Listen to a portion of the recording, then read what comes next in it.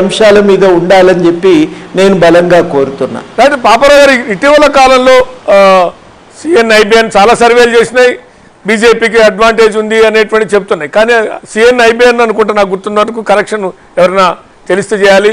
కానీ ఎంత అంటే నిరుద్యోగం ఎంత శాతం మంది నిరుద్యోగాన్ని బాధపడుతున్నారని కొన్ని పారామీటర్స్ ఇచ్చారు. అంటే ఒక పక్కన బీజేపీకి అడ్వాంటేజ్ ఉంది అని, ఎడ్జ్ ఉంది అని అంటూనే నిరుద్యోగ సమస్య ఎంత ఉంది, పేదరికం ఎంత ఉంది అని ప్రజల నుంచి ఫీడ్బ్యాక్ తీసుకున్నప్పుడు ఉన్నాయని చెప్తున్నారు. కానీ 10 ఏళ్లలో భారత్ బలపడింది, ప్రపంచంలోనే చాలా బలమైన దేశంగా ఎదిగింది అనేటువంటిది కేంద్ర ప్రభుత్వం చెప్తున్నటువంటి గణాంకాలు. ఒక పక్కన ప్రజలు ఈ రకమైనట్టున్నారు. ఏమి అంటే ప్రజా సమస్యలుని అధిగమించి భారత్ ముందుకు పోయింది అనేటువంటిది కేంద్రం చెప్తున్న లెక్కలు, సర్వేలోనేమో ఇంకా నిరుద్యోగం ఇట్లాంటి సమస్యల ధరలతో సతమతం అవుతున్నాం అనేటువంటి ఫీడ్బ్యాక్ సర్వేలో వచ్చింది అనేటువంటి. ఎట్లా చూడాలి ఈ రెండింటిని? భారత ప్రభుత్వం ఈరోజు చాలా గణాంకాలు ఇవ్వటల్లా. నిరుద్యోగానికి సంబంధించిన గణాంకాలు విడుదల చేసి ఎంతకాలం అయిందో మీకు తెలుసు. Centre for monitoring Indian economy సంస్థ మాత్రమే నిరుద్యోగ గణాంకాలు ఇస్తుంది తప్పితే ప్రభుత్వం అఫీషియల్గా నిరుద్యోగ గణాంకాలు ఇవ్వటం చాలా కాలం క్రితం వదిలేసింది. ఇక సరే, ఈరోజు సరైన గణాంకాలు లేవనేది, జీడిపి సంఖ్య కూడా నిజమా కాదా అనేది ప్రశ్నలు చాలా వస్తున్నాయి. అవన్నీ కాసేపు పక్కన పెడితే భారతదేశంలో ఆర్థిక అసమానతలు ఆకాశాన్ని అంటినాయి. ఈరోజు ప్రపంచంలో ఏ దేశంలో లేనంతగా భారతదేశంలో ఆర్థిక అసమానతలు కింద వర్గాల మధ్య, పై వర్గం, పై 1% జనాల మధ్య, కింద ఉన్నటువంటి 50% జనం మధ్య ఉన్నటువంటి అసమానత ప్రపంచంలో ఏ దేశంలో లేనంత స్థాయిలో ఈరోజు భారతదేశంలో ఉంది అనేది చెప్తా. ఇందాక కోదండరామ్ గారు చెప్పినటువంటి థామస్ పికెటీ వాళ్ళంతా ఈ మధ్య ఒక అధ్యయనం చేసి మళ్ళీ ఒక పేపర్ రిలీజ్ చేశారు. దాని ప్రకారం చూస్తే కూడా ఆ చాప్టర్ హెడ్డింగ్ ఏంటంటే వాళ్ళు చెప్పింది Indian economic inequality from British Raj to billionaire Raj అని.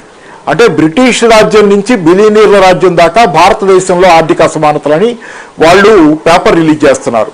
అంటే దీని ప్రకారం చూస్తే ఏమవుతుందంటే బ్రిటిష్ వాళ్ళ రాజ్యంలో కంటే కూడా, దోపిడీ రాజ్యంలో కంటే కూడా భారతదేశం స్వాతంత్రం పొంది ఈ గత సంస్కరణలు మొదలై ముఖ్యంగా గత 10 ఏళ్ల కాలంలో 2014 నుంచి ఇప్పటి వరకు భారతదేశంలో ఆర్థిక అసమానతలు బ్రిటిష్ రాజ్యంలో కంటే ఎక్కువగా పెరిగిపోయి ఇది బిలియనీర్ల రాజ్యంగా మారింది, ధనవంతుల రాజ్యంగా మారిందనే చెబుతున్నాయి. అంటే పేదవాళ్ళు బతకడం కనా కష్టంగా మారిందనే చెబుతున్నాయి.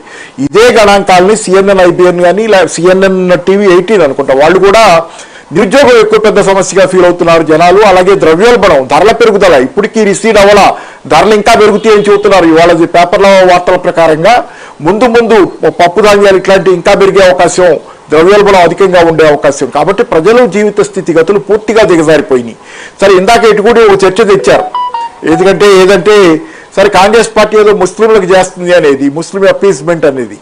సరే, అదొక అంశం. అయితే నేను అడిగేది ఒకటే, మీరు కనుక బీజేపీ కనుక నిజంగా హిందువులకు చేయదలుచుకుంటే హిందువులకు ఏం చేస్తుందో చెప్పండి. పోనీ ముస్లింలకి కాంగ్రెస్ పార్టీ చేస్తుందనేది చెప్పడం ఆపేసి కాసేపు మీరు హిందువులకి 80% హిందువులకి మీరు ఏం చేశారు?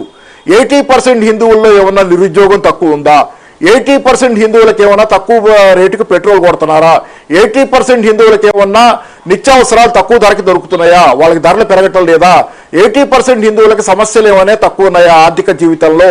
ఇవన్నీ చెప్పకుండా అందుకనే ఎవరికో ఏదో చేస్తున్నారని కాదు, మీరు ఎవరికి ఏం చేశారనేది చెప్పుకుంటే అది రాజకీయాల్లో పాజిటివ్ సింప్టమ్. మీరు ఎవరికి ఏం చేశారో చెప్పుకోలేని స్థితిలో ఎవరెవరికో జుట్లు ముడేసే కార్యక్రమం అనేది కూడా మంచిది కాదు. ఎందుకంటే మీరేం చేశారు చెప్పండి. పోనీ హిందువులే అనుకుందాం, మీరు హిందువులు పట్ల మాట్లాడుతున్నారు హిందువుల తరఫున.